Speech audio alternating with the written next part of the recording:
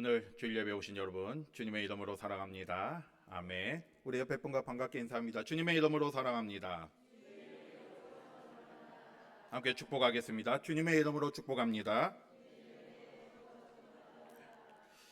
오늘은 사순절 셋째 주일입니다. 우리가 날마다 지금 사순절을 보내고 있는데요.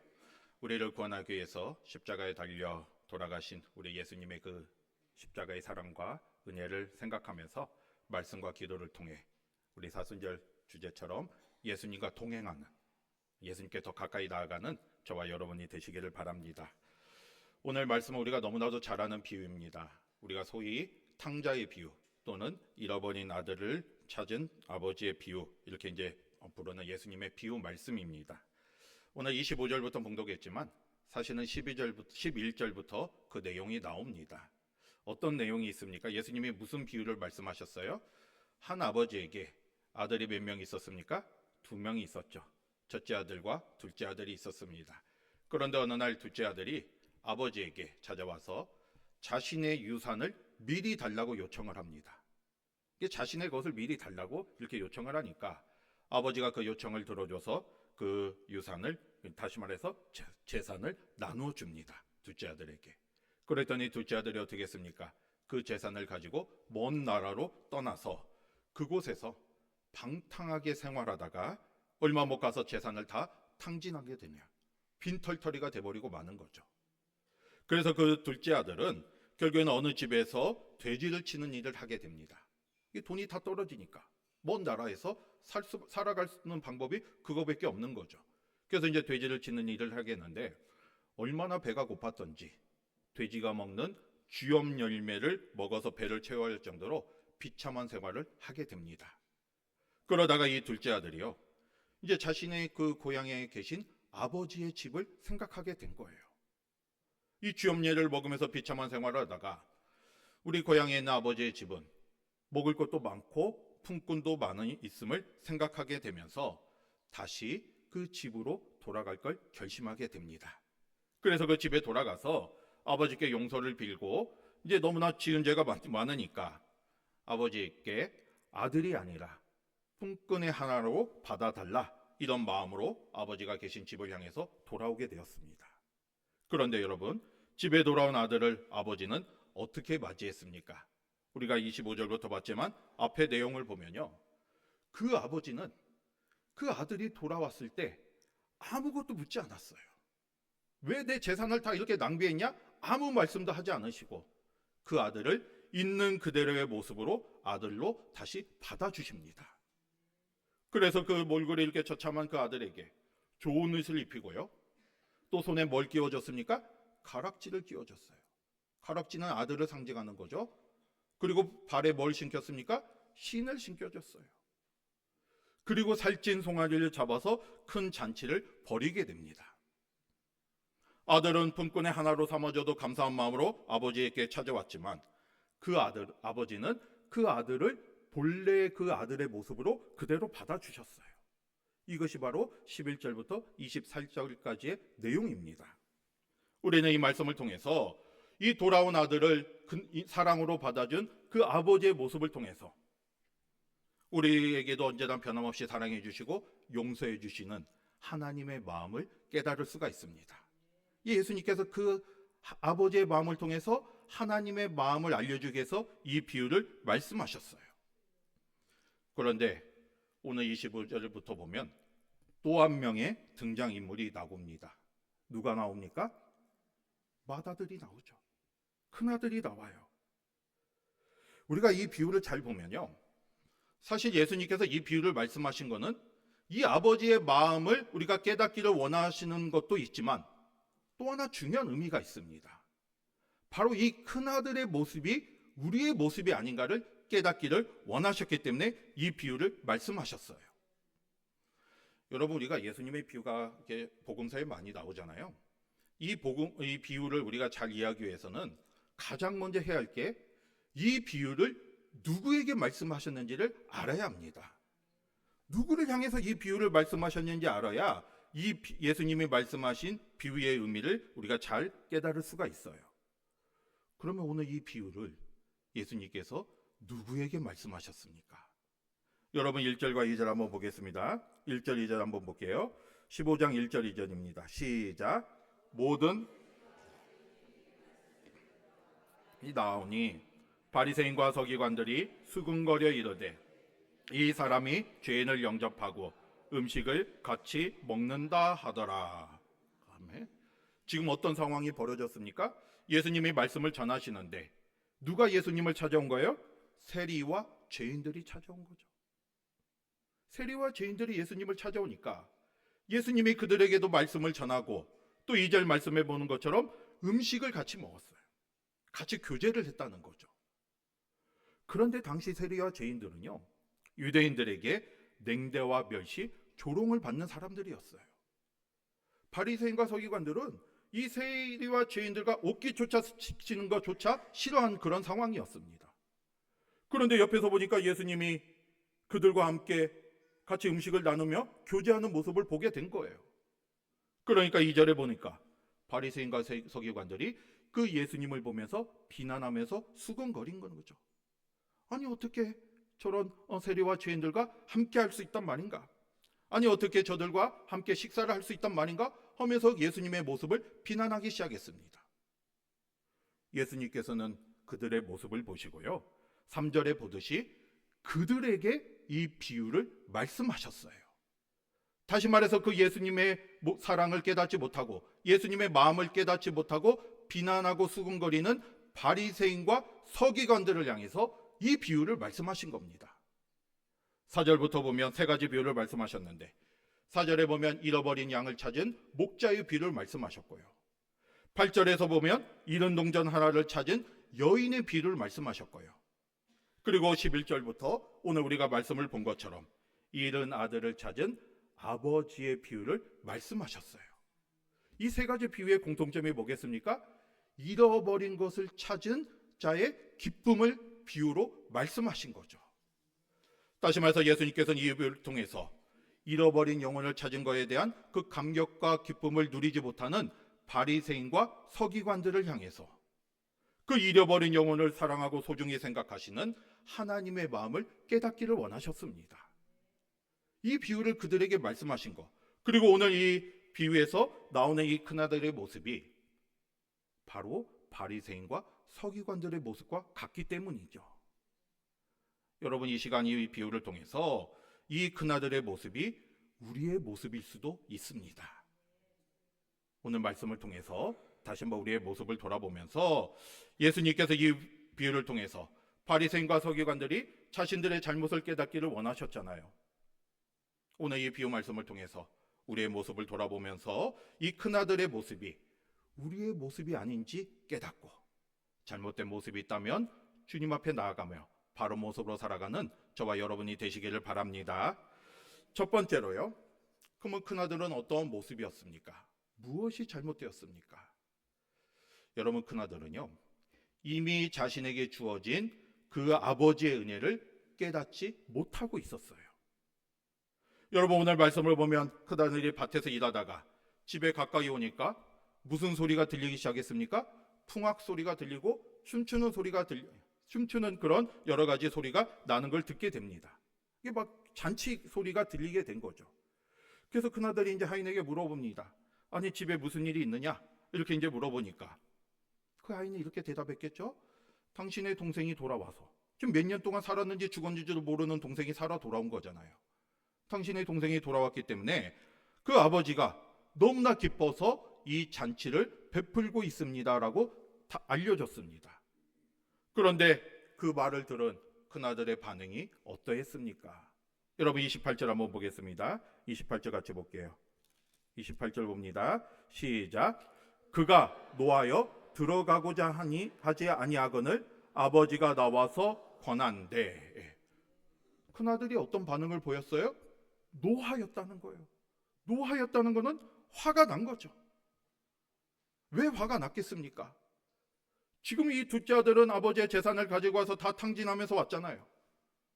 그런데 아버지가 둘째 아들 뭐라고 하기는커녕 오히려 잔치를 베푸니까 화가 난 거예요, 지금. 그래서 그 잔치에 참여하려고 하지 않았어요. 집에 들어가려고 하지 않았습니다. 그러니까 아버지가 나와서 들어오라고 이렇게 권하니까 아들이 그 아버지에게 무슨 대답을 합니까? 29절과 30절 같이 보겠습니다. 같이 볼게요. 시작. 아버지께 대답하여 이르되 명일 어김이 없거늘 내게는 염소 새끼라도 주어 나와 내 벗으로 즐기게 하신 일이 없더니 아버지의 살림을 장녀들과 함께 삼켜버린 이 아들이 돌아오매 이들 위하여 살찐 송아지를 잡으셨나이다. 아멘. 큰아들은 아버지에게 뭐라고 합니까? 내가 여러 해 동안 아버지를 섬기며 나는 아버지의 명을 한 번도 어긴 적도 없고 또 아버지의 재산을 가져가서 탕진한 적도 없고 늘 아버지 곁에 있었는데 나에게는 염소 새끼 한 마리 잡아주지도 않고 모든 걸 다 탕진해버리고 아버지의 재산을 다 써버린 그 동생에게 왜 살찐 송아지를 잡아주며 이렇게 잔치를 벌이십니까? 라고 항변을 하는 거죠. 여러분 어떻게 생각하면 이 큰아들의 마음이 이해가 되기도 합니다. 계속해서 아버지 곁에 있었잖아요. 아버지에게 유산을 달라고 요구하지도 않았습니다. 아버지를 돌보며 아버지를 위해서 늘 살았습니다. 아버지의 명을 한 번도 어긴 적도 없습니다. 그런데 자신에게는 잔치를 베풀어 주지 않는 걸로 보이고 지금 아버지에게 지금 항변을 하면서 화를 내면서 섭섭한 마음을 지금 비치고 있어요. 그런데 여러분, 이 큰아들이 잘못 생각하고 있는 것이 무엇이겠습니까? 이렇게 아버지에게 항변할 때 아버지가 그 아들에게, 큰아들에게 뭐라고 대답하셨습니까? 31절 한번 보겠습니다. 시작. 아버지가 이르되 너는 항상 나와 함께 있으니 내 것이 다 네 것이로되. 아멘. 그 아버지께서는요, 이 화를 내는 큰아들에게 뭐라고 대답하셨어요? 너는 나와 항상 함께 있었기 때문에 내가 가지고 있는 모든 것이 다 누구의 것이라는 거예요? 너의 것이라는 거예요. 내가 가지고 있는 모든 것이 다 너의 것이라는 거는 바로 내가 가지고 있는 이 모든 것이 다 너 것이다. 다시 말해서 그 은혜를 깨달으라는 거죠. 큰아들은 그 은혜를 깨닫지 못했습니다. 그 아버지의 것이 사실은 법적으로 다 그 아들의 것이에요. 나중에 다 상속을 통해서 그 재산을 다 상속받을 수 있습니다. 그러므로 그 큰아들은요, 아버지와 마찬가지로 그 집의 주인과도 다름이 없는 그런 상태죠. 그런데 문제는 뭐였습니까? 이 큰아들은 자신이 얼마나 그 은혜 가운데 살아가고 있다는 걸 깨닫지 못했어요. 이미 아버지의 것이 다 나의 것인데 그 사실을 깨닫지 못했고, 아버지 집안에서 아버지 품 안에서 살아가고 있는 것이 하루하루가 얼마나 소중하고 귀한지를 알지 못했습니다. 거기 이미 아버지의 것이 다 나의 것인데 그걸 깨닫지 못하니까 그 은혜를 누리지 못하고 살아가게 된 거죠. 이미 많은 은혜를 받았는데, 이미 아버지를 통해서 많은 것을 누리며 살아가고 있는데 그걸 깨닫지 못하니까 그 은혜를 누리지 못하며 살아가고 있었습니다. 그러니까 늘 어떤 마음으로 살아가고 있었습니까? 자신이 얼마나 수고하고 애썼는지 이거를 생각하면서 그에 대한 보상과 대가만을 바라보며 나아가고 있었어요. 은혜를 깨닫지 못하니까 자기의 의만 보이게 된 거고요. 은혜를 깨닫지 못하니까 이 기쁨의 잔치에 참여할 수가 없게 된 것이고요. 은혜를 깨닫지 못하니까 이 동생이 돌아왔을 때 그게 얼마나 즐겁고 기쁜 마음인지 아버지의 마음을 이해하지 못하고 오히려 불평과 불만 속에 살아갈 수밖에 없었습니다. 이미 받은 것을 받았는데, 이미 아버지의 것이 다 그 큰아들의 것인데 그 은혜를 깨닫지 못하니까 불평과 불만과 시기 속에 살아가면서 그 잔치에 참여할 수가 없었던 거죠. 여러분, 우리도 이런 모습이 아닌지 생각해 보시기를 바랍니다. 우리도 모든 것이 다 하나님의 은혜인데 우리도 이 은혜를 깨닫지 못하니까 자신의 의가 생각이 나는 것이고요. 내가 이만큼 일했는데, 내가 이만큼 했는데 하면서 하나님이 주시는 대가와 보상만을 바랄 때가 있습니다. 신앙생활은 내가 얼마나 수고하고 노력했는가를 따지는 게 아니에요. 모든 게 다 하나님의 은혜임을 깨달아야 돼요. 내가 하나님의 일을 할 수 있는 이 자체도 하나님의 은혜이고요. 내가 하나님의 품 안에서 하나님의 보호하심 속에 살아갈 수 있는 그 자체도 하나님의 은혜입니다. 예수님께서 십자가의 보혈로 우리를 구원해 주시고 그로 인해서 우리가 하나님의 자녀가 된 게 바로 하나님의 은혜잖아요. 여러분, 은혜는 값없이 주시는 하나님의 선물입니다. 여러분, 우리가 왜 하나님의 은혜를 받고 있는지 한번 생각해 보세요. 내가 어떻게 해서 하나님의 자녀가 되었는지 생각해 보세요. 내가 어떻게 해서 직분을 받고 하나님의 일을 하고 있는지 생각해 보세요. 우리가 잘나서가 아니잖아요. 내가 뛰어나서 그 일을 하는 게 아닙니다. 전적으로 하나님의 은혜예요. 은혜는 값없이 주시는 선물입니다. 우리는 그 은혜를 받았기 때문에 하나님의 자녀가 되었고 하나님의 품 안에서 하나님의 일을 할 수가 있습니다. 그러니까 우리가 하나님의 일을 하는 그 자체가, 또 하나님 앞에 나아갈 수 있는 이 자체가, 또 하나님 앞에 거할 수 있는 이 자체가 은혜가 되는 거죠. 그 은혜를 깨달을 때 우리는 기쁜 마음으로 주님이 예비하신 잔치에 동참할 수가 있습니다. 그런데 큰아들은 그걸 깨닫지 못한 거예요. 하나님의 은혜를 깨닫지 못한 거예요.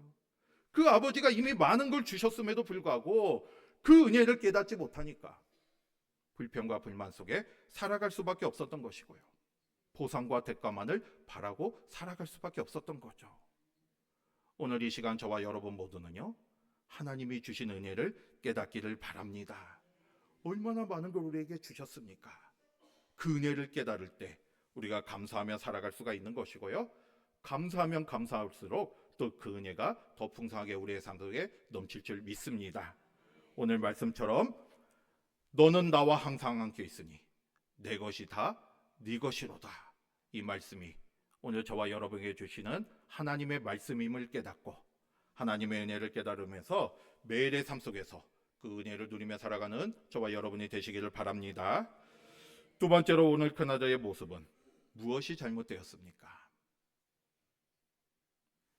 아버지의 마음을 이해하지 못했어요.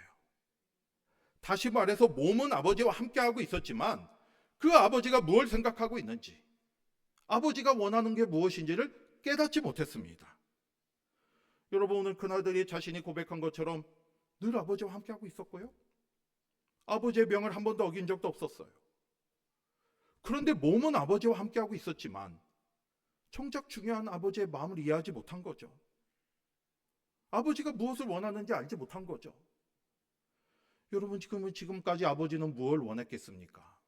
지금 둘째 아들이 멀리 나가서 몇 년 동안 소식이 없어요. 무엇을 원하고 있었겠습니까? 그 아들을 다시 만나기를 원하고 있었잖아요. 근데 그 마음을 깨닫지 못하고 있었습니다. 32절 한번 보겠습니다. 아버지의 마음이 어떠한지 32절 볼게요. 시작. 내가 잃었다가 얻었기로 우리가 즐거워하고 기뻐하는 것이 마땅하다 하니라. 동생이 죽은 줄 알았는데 살아왔어요. 잃어버린 줄 알았는데 다시 돌아왔습니다. 그러니까 아버지는 이 동생과 함께 즐거워하고 기뻐하는 게 마땅하다, 지금 말씀을 하고 있습니다. 이 아버지는요, 이 둘째 아들이 재산을 가지고 나간 그 뒤로부터 매일매일 둘째 아들이 돌아오기를 기다리고 있었어요. 우리는 20절 말씀을 통해서 그 모습을 알 수가 있잖아요. 둘째 아들이 돌아올 때 아직 마을에 들어오기도 전인데 아버지가 먼저 그 둘째 아들을 발견하고 뛰어나가서 그 아들을 맞이합니다. 이 말은 그 아버지가 매일매일 마을 입구에 서서 그 아들이 돌아오기를 기다리고 있었다는 거예요. 그만큼 이 아버지는 아들을 사랑하고 있었고 아들을 돌아오기를 기다리고 있었어요. 그런데 지금 둘째 아들이 살아서 돌아왔을 때 얼마나 기뻤겠습니까? 그러니까 그냥 살찐 송아지를 잡아서 잔치를 벌이고 있잖아요. 그만큼 기뻤기 때문에. 이게 바로 아버지의 마음이었어요. 그런데 큰아들은요, 그 아버지의 마음을 깨닫지 못했습니다. 몸이 아버지와 함께 있으면 뭐예요? 아버지가 뭘 원하고 있는가를 알아야죠. 자신도 아버지를 사랑하는 마음이 있었다면, 그리고 아버지와 함께 살고 있었다면 지금 아버지가 뭘 생각하고 있는지, 아버지가 무엇을 바라고 있는지, 그 둘째 아들을 그리워하고 있는 그 아버지의 마음을 알았어야 하는 것이고요. 그 둘째 아들이 돌아왔을 때 기쁨의 잔치를 벌이는 그 아버지의 마음을 이해하고 있어야죠. 그런데 그나들은 그러지 못했습니다. 여러분, 예수님께서 이 비유를 말씀하신 게 바로 바리새인과 서기관들을 향해서 이 비유를 말씀하셨잖아요. 이 큰아들의 모습이 바로 바리새인과 서기관들의 모습이기 때문이에요. 그들은 스스로 하나님을 안다고 생각했습니다. 그들은 스스로 하나님을 믿는다고 생각했습니다. 몸은 하나님과 함께하고 있지만 정작 중요한 하나님의 마음을 깨닫지 못했어요. 하나님이 무엇을 원하시는지, 하나님이 원하시는 삶의 모습이 무엇인지를 알 수가 없었어요. 알려고 하지도 않았어요. 그러니까 세리와 죄인들과 함께 교제하고 또 함께 음식을 나누는 예수님의 모습을 보면서 비난한 거잖아요. 만약에 그 예수님의 마음을 알았다면, 모든 영혼을 사랑하는 그 예수님의 마음을 알았다면 그거를 그렇게 말할 수가 없는 거잖아요. 그런데 그들은 하나님의 마음을 깨닫지 못했기 때문에 비난하며 나아갔습니다. 여러분, 우리도 마찬가지입니다. 우리 이 큰아들의 모습이 우리의 모습이 아닌지 돌아보시기를 바랍니다. 우리가 신앙생활하면서 가장 중요한 게 바로 하나님의 마음을 깨닫는 거예요. 하나님의 뜻을 깨닫는 겁니다. 그런데 우리가 주님과 동행한다고 말은 하지만 정작 우리가 하나님의 뜻을 깨닫지 못하고 우리의 뜻대로, 우리의 마음대로 살아가고 있지는 않으십니까?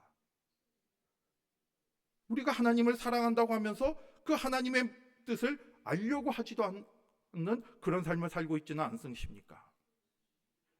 우리의 신앙생활은 하나님의 마음을 깨닫는 데부터 시작이 되는 거예요. 말씀과 기도를 통해서 하나님이 나에게 원하시는 것이 무엇인가, 그리고 하나님이 나에게 말씀하시는 것이 무엇인가를 깨닫고 그 하나님의 뜻을 깨달아서 그 뜻대로 살아가야 합니다. 로마서 12장 2절에 보면 하나님의 선하시고 기뻐하시고 온전한 뜻이 무엇인지 분별하도록 하라 말씀하고 있잖아요. 하나님이 원하시는 게, 하나님이 기뻐하시는 게 무엇인지를 깨닫고 하나님의 마음을 알아가야 한다는 거죠. 여러분, 저와 여러분이 바로 이런 모습이 되시기를 바랍니다. 우리가 왜 사순절에 이렇게 말씀과 기도를 통해서 늘 주님 앞에 나아가고 있습니까? 그걸 통해서 하나님의 뜻을 깨닫는 거고요. 우리를 사랑하시는 하나님의 마음을 깨닫는 것이고요. 그리고 우리도 어떻게 살아가야 할 것인가를 깨닫는 것이죠. 몸만 주님과 동행하는 것이 아니라 마음으로 주님의 뜻을 깨닫고 그 은혜 가운데 살아가는 저와 여러분이 되시기를 바랍니다. 그 다음에 세 번째로요, 이 큰아들의 잘못된 모습이 무엇이었습니까? 오늘 말씀에 나오지는 않지만 저는 여러 가지 이렇게 생각해 보면서 이 생각을 해봤어요. 동생에 대한 사랑의 마음이 없었다는 겁니다. 동생을 사랑하지 않았어요. 그러니까 동생이 아버지 품에 돌아오는 게 달갑지가 않았습니다. 만약에 이 큰아들이 정말로 동생을 사랑했다면 어떻게 되었겠습니까? 이 큰아들도 동생이 떠난 순간부터 동생이 돌아오기를 기다리고 있어야죠. 동생이 살았는지 죽었는지 늘 거기에 관심을 가지면서 어떻게든 돌아오는 것을 바라고 있어야죠. 그리고 동생이 돌아와서 이 잔치를 벌였다는 이 소식을 들었을 때 기쁨으로 동참을 해야죠. 동생이 살아 돌아온 게 얼마나 기뻤게, 동생을 사랑하는 마음이 있었다면 기쁨으로 그 잔치에 들어가서 동생을 환영하고 함께 기뻐할 수 있었어야 했습니다. 그런데 이 큰아들은 형인데 아버지의 마음과 같이 동생을 사랑하지 못했어요. 그 아버지는 동생을 그렇게 기다리고 사랑했는데, 둘째 아들을 그렇게 사랑했는데 동생을 사랑하는 마음이 없었습니다. 오히려 지금 아버지에게 그 동생의 행동을 평가하고 있잖아요. 판단하고 원망하고 평가하고 있습니다.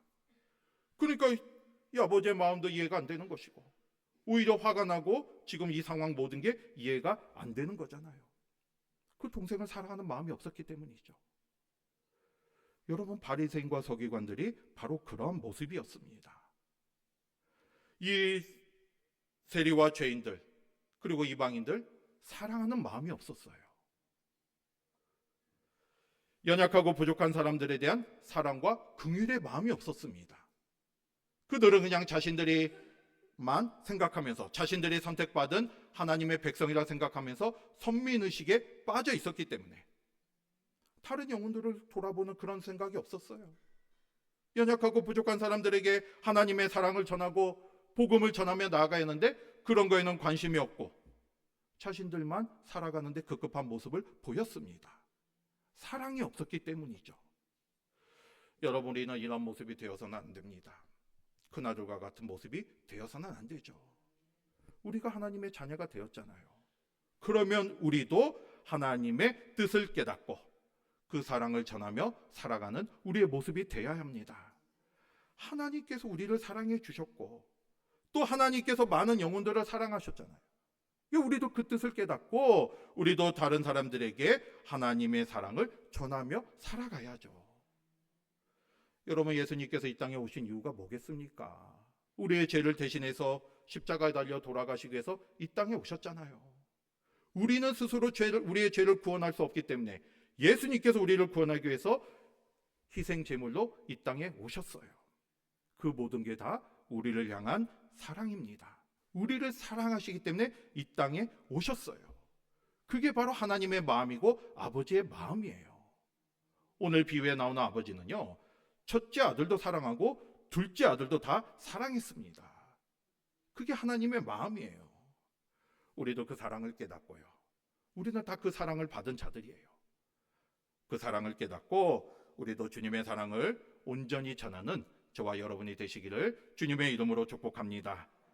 오늘 예수님께서 말씀하신 탕자의 비유를 통해서 우리는 아버지의 마음이 무엇인지를 다시 한번 생각하며 나아갈 수가 있습니다.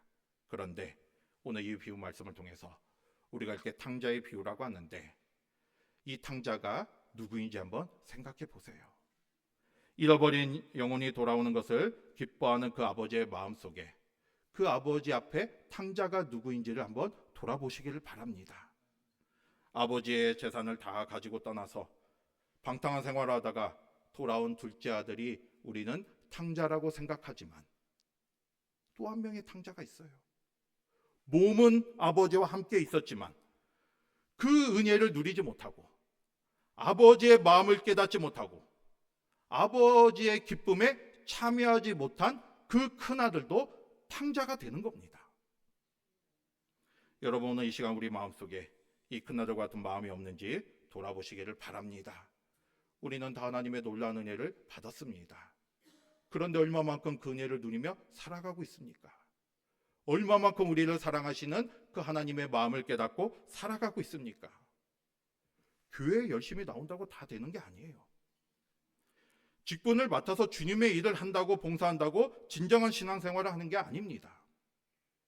하나님의 은혜를 깨닫고 하나님의 마음을 알아가야 되고요. 또 하나님이 원하시는 것이 무엇인지를 알면서 우리도 영혼을 사랑하며 다른 사람들을 사랑하는 그런 모습으로 나아가야 합니다. 그냥 내가 교회를 하는 거는 내가 하는 거예요. 내가 나의 의를 드러내는 거지만 우리의 삶을 통해서 하나님의 뜻을 이루어가기를 바랍니다. 겉으로만 주님과 함께하는 삶이 아니라 진심으로 나의 삶 속에 하나님의 은혜 가운데 살아가야죠. 저와 여러분이 이런 모습이 되시기를 바랍니다. 큰아들과 같은 모습이 아니라 바리새인과 서기관들과 같은 그런 모습이 아니라 우리를 향하신 하나님의 마음을 깨닫고 그 은혜를 깨달아서 진정한 신앙생활하는 저와 여러분이 되시기를 바랍니다. 이번 사순절 기간에 특별히 말씀과 기도를 통해서 그 은혜를 깨닫고 주님의 은혜 가운데 살아가는 저와 여러분이 되시기를 주님의 이름으로 축복합니다. 아멘. 기도하겠습니다.